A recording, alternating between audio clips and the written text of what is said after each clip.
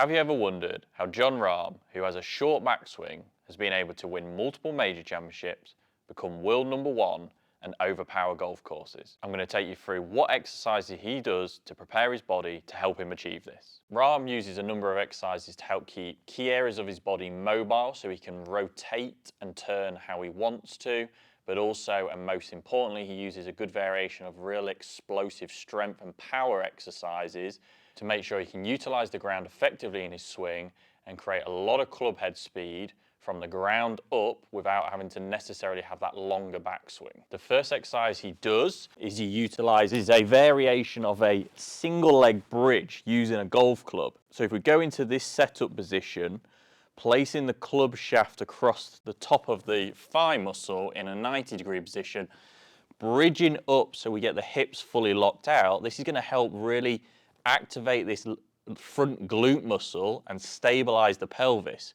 From here, you're going to try and apply some pressure through the club and matching it through the leg. And this is going to activate the hip flexor muscle as well. So we're getting a double benefit, holding for around about 3 to 4 seconds, relaxing down and repeating the motion up to about 10 times to really get that activation of a key part of the body. Next, Rahm uses a really effective mobility exercise that gets the hips moving and the thoracic spine, but in the opposite direction. So this is really important for separating the body and getting that good sequence in motion like Rahm does extremely well. This takes a little bit of coordination, so don't expect to do this as effectively as Rahm shows, but lying on our back with our knees at 90 degrees and squeezed together, in a controlled manner, you're going to slowly rotate the arms to the floor in one direction and the legs in the opposite direction. So we get that separation between the upper body and the lower body.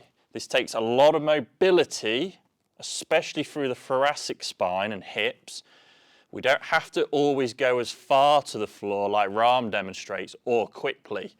If we can just go halfway and get some separation, feeling like the back doesn't significantly arch or cause any pain, we should start to increase some mobility in a key movement pattern. So the first main strengthening exercise is an upper body rowing motion. However, Rahm uses a variation that means the upper body and the trunk have to be stabilized. So using a bench on a low handle that's roughly going to be knee height, with feet and knees shoulder width apart, we're trying to create almost like a bear crawl position. So we've got a nice flat back. With a supporting hand, we want to feel really stable through the shoulder, and then we're going to do a powerful rowing motion, trying to keep that trunk and core stabilized throughout. The main lower body strengthening exercise that Rahm uses is sumo deadlift. This actually is a good option for all levels of golfers because it requires less hip mobility and technical ability to do well. So the sumo deadlift is obviously a very wide base, which means the range of motion going down is much shorter, which makes it a little bit easier just to load up the bar and do explosively. Naturally, this is a very vertical push motion out of the floor, which obviously is the key to producing lots of club head speed, which Rahm is very effective at. So that big wide stance, straight back, hips below the shoulder line, and then it's that feeling of pushing out the floor, standing tall, locking out, and placing back down in the same position. Loading the bar up heavy, that feeling of explosively coming out of the ground. Moving into the exercises that are classed as a little bit more explosive power rather than that heavy strength exercise is a rotational medicine ball throw. This is an exercise you'll see a lot of the elite players perform because of how it transfers and has similarities to the golf swing. So a great exercise for all levels of golfers to achieve.